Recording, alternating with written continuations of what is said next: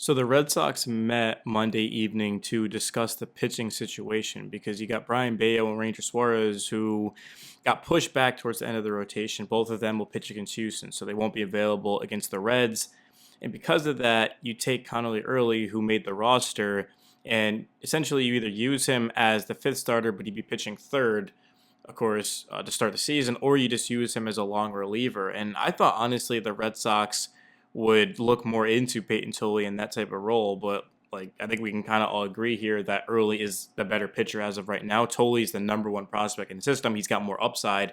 But from what we've seen out of Early, I mean, 1.59 ERA in spring was phenomenal as a rookie. I mean, his first game, he tied Red Sox history. He pitched Game 3 in Yankee Stadium, and he pitched well against a dangerous Yankee lineup, especially in that ballpark. So Early was, to me, a lock to make the roster. But for the Red Sox, I mean, I am a little bit surprised that they actually went this route. But Oviedo hasn't pitched well in spring. Like, he's had good stuff, but he hasn't exactly been able to show what he's fully capable of or what he has when he was healthy in Pittsburgh. So I love the decision. Send Tolley down. I mean, he's going to get way more work in the minor leagues versus with the Red Sox anyway. Now it's about, is Early going to actually be in the rotation, or is he just going to be out of the bullpen? I mean, I just find it hard to believe that they are going to use him over Oviedo. I mean, they had a huge trade. I mean, the prospect, of course, Garcia headlined that package. It wasn't cheap by any means, and they really like Oviedo. But at least it gets them thinking, and they really honestly could use a six-man rotation if they really wanted to. I mean, it would keep guys fresh, and they've got the depth to do that. But yeah, I mean, this is pretty much the update that just came out. Other news, so yeah, Tommy Canley ended up getting sent down. Ryan Watson, he made the team. I didn't really exactly see that coming. I mean, when I did my notes on who I thought would make it, his name wasn't even on the list, so clearly I was way wrong on that. No, I was wrong. I actually did have Watson on my list, but it was a competition with Canley, so clearly he won that.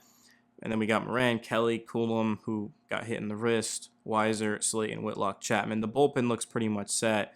But in terms of the bench, I mean, that was the thing. Christian Campbell optioned, Eaton was optioned, and now you've got the guy they got in the Brewers trade with Durbin and Mosterio. Connor Wong ended up getting one of the final two spots.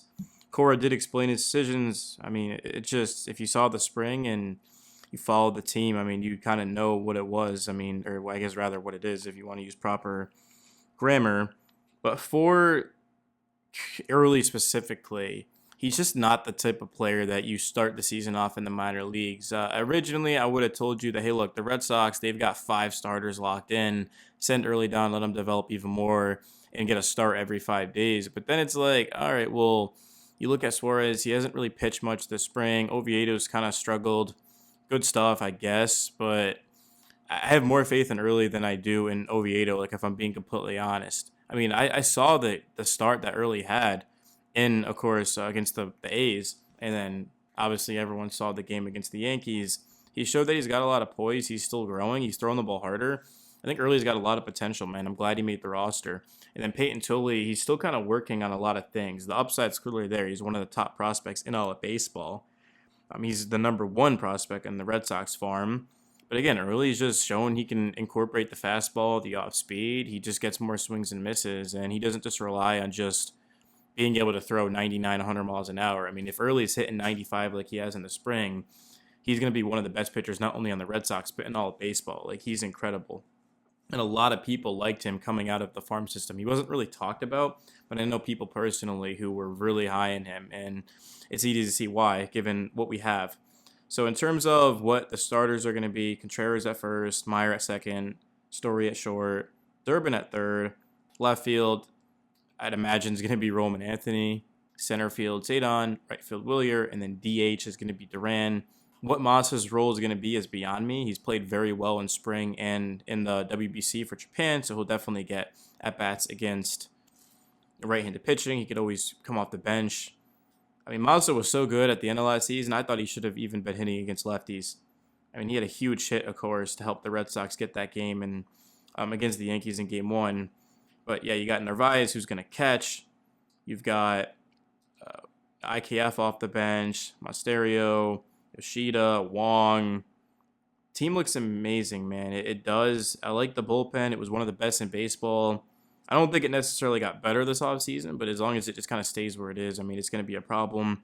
And then, in a good problem, I mean by that, starting pitching, Crochet, game 1, game 2, Sonny Gray, game 3, it's either going to be Oviedo or Early.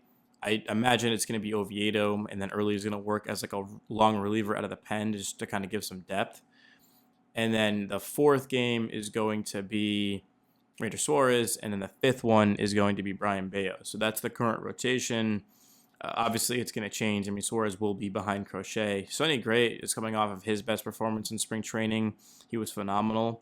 I forget how many strikeouts he finished with. I think it was 6 or something like that. But he was awesome. And Gray's a very underrated pitcher, too. The Red Sox, they didn't really give up much to get him. They paid a huge chunk of his salary. That's something that they really like to do this offseason. And I kind of like it, too. Like, Joe Ryan would have been awesome, like Terry School, but they're just going to cost so much. And the Red Sox, I mean, they've got the 9th best farm system in baseball. But, 9th best, I mean, you make a trade for a guy like that, all of a sudden you're probably 26, 27. So I don't mind it at all, man. I mean, Sonny Gray, definitely, I trust him in a playoff game or just in general to go around the rotation and be able to get quality starts. I know he's not going to be Chris Sale or anything like that, but he doesn't really need to be, man. I mean, the Red Sox just didn't have enough depth, in my opinion, outside of Crochet and like Early were like the 2 guys I really trusted. Bello struggled, remember, the last month of the season. That carried into the playoffs. Giolito kind of struggled a little bit. He hasn't even been signed yet. Everyone was on the Red Sox for not extending him. Giolito hasn't even been signed yet, guys. I mean, to be honest, he absolutely will be. He's too good not to. But clearly the Red Sox are making a lot of the right decisions here. And I'll be keeping an eye on Tolley, Christian Campbell in the minor leagues. I paid a good amount of attention to the minor leagues last season just because of Christian Campbell. I really like him as a player, and I'm rooting for him. And now that's going to be something to watch out for. Obviously, Witherspoon and some of these pitching prospects that the Red Sox have. They've got one of the top shortstop prospects in the game. Red Sox are really loaded, man. And I think that the young guys are going to be able to help them a ton, but there's just not much space. Like, you look at the infield, like, it's set in stone, man. I mean, if Meyer gets hurt, that's a different story. I think they could. No, they're not going to platoon Meyer and IKF. That really wouldn't make a lot of sense here. I know there was talks that, Romy Gonzalez is going to come back and have a lot of at-bats too. So, yeah, this team should be in a good spot. I think the Red Sox will be very good this season. I think they'll absolutely compete for the AL. Last year, it was kind of just nice to make the playoffs and compete. But now it's like, hey, look, this team's got to win the AL East. They've got to make a deep run. Because the last time the Red Sox did that was, 2021?